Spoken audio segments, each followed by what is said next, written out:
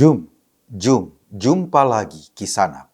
Pemda DKI Jakarta terus berusaha menggali sumur resapan di Jakarta untuk mengurangi banjir. Hal ini sesuai dengan falsafah Anies Baswedan tentang sunatullah air. Pasalnya, boro-boro meresap, air malah mendatangi rumah-rumah warga. Dari target 150.000 sumur resapan yang akan dibangun oleh Pemda DKI, alhamdulillah Kisanak, hari ini sudah terbuat sekitar 6.000 sumur resapan. Total anggaran yang disiapkan Pemda DKI untuk membangun sumur resapan mencapai 411 miliar rupiah. Besar sekali. Dengan anggaran sebesar itu, bukan hanya air yang meresap Kisanak, tetapi juga dana masyarakat yang diresap oleh proyek tersebut. Kisanak yang budiman, untuk terlihat cantik, sumur itu digali di atas trotoar di berbagai jalan di Jakarta. Mungkin setelah itu akan dikeluarkan perda atau peraturan daerah untuk para air hujan, agar setelah turun dari langit, air-air itu diperintahkan naik ke atas trotoar untuk kemudian meresap. Jika air menolak naik, Pemda akan memberikan sanksi kepada air yang membandel. Kisanak, sumur-sumur di atas trotoar itu dibuat sedemikian menarik agar bisa diperhatikan oleh warga Jakarta. Jika sumur dibuat di daerah dataran rendah dan tersembunyi, warga dipastikan tidak bisa melihat hasil kerja Pemda DKI selama ini. Sebab selama ini jarang-jarang Pemda DKI bisa memperlihatkan hasil kerjanya. Kisanak yang budiman, untuk kasus sumur resapan ini dengan sedikit memperlihatkan hasil kerja bukanlah bagian dari kesombongan Pemda. Buktinya, mereka selalu merendah dengan baru mengerjakan 6.000 buah dari target 150.000. Seorang pendukung Gubernur DKI Jakarta berkomentar, sebetulnya Anies bisa saja bekerja melampaui target. Tetapi jika hal itu dilakukan, Gubernur akan terlihat sebagai pejabat yang sombong. Sementara dalam menjalankan roda pemerintahan DKI Jakarta, Anies lebih mengedepankan kerendahan hati ketimbang prestasi.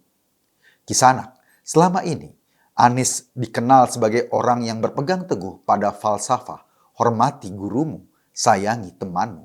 Itu tandanya kau murid budiman. Kisanak yang budiman, usaha menggali sumur resapan ini menandakan selama ini Pemda DKI menjalankan pemerintahannya dengan gaya gali lubang, tutup lubang. Hal itu misalnya dibuktikan dengan tindakan meminjam uang kepada Bank DKI yang digunakan untuk membayar komitmen fee kepada pihak Formula E. Uang yang dipinjam Anies sebesar 190 miliar rupiah. Formula E adalah program tersohor milik Anies Baswedan yang tidak dimiliki oleh kepala daerah maupun gubernur yang lain. Ketika orang seluruh Indonesia sibuk memikirkan penanganan COVID-19, hanya Anies satu-satunya gubernur yang sibuk dengan program balap Tamiya. Meski duitnya cekak, Anies selalu berpegang pada prinsip teguh hidup biar tekor asal kesohor.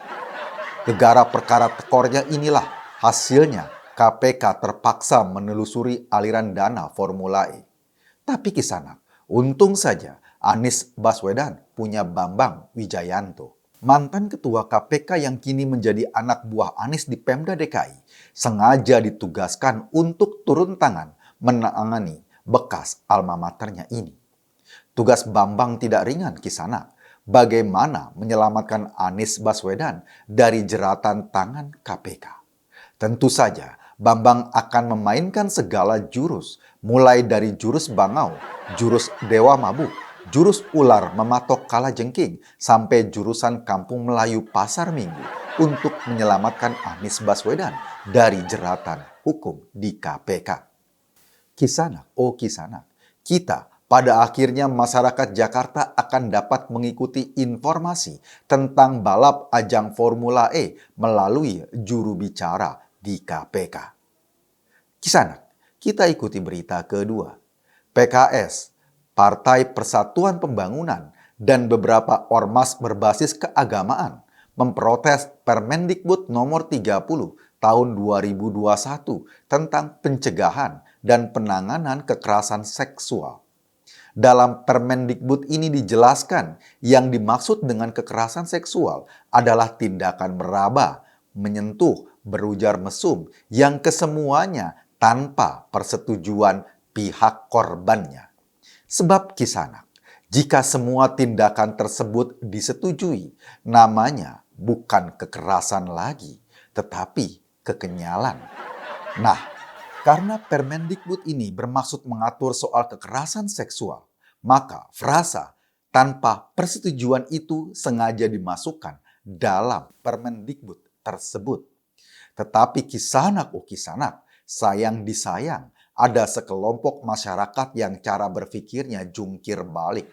Justru frasa atau kata tanpa persetujuan itu diartikan bahwa Permendikbud ini melegalkan seks bebas. Mereka lalu mengembangkan pertanyaan. Jadi, kalau sama-sama suka, boleh dong. Oalah, kisanak, ini jaka sembung bawa golok. Nggak nyambung, golok. Yang dibahas soal kekerasan seksual malah merembet ke seks bebas. Sama sekali tidak ada kaitannya.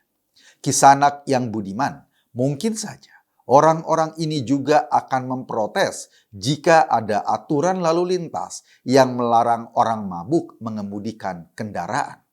Sebab dari aturan itu mereka akan bertanya-tanya, bagaimana jika orang minum alkohol nggak sampai mabuk, jadi boleh mengendarai mobil? Lalu mereka akan menuding aturan ini sebagai pelegalan minum alkohol. Haram kisanak.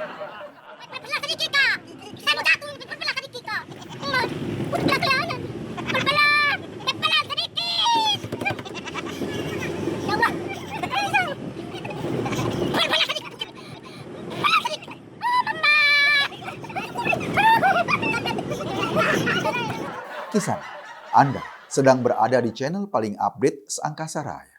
Lemesin aja, Lur. Terima kasih.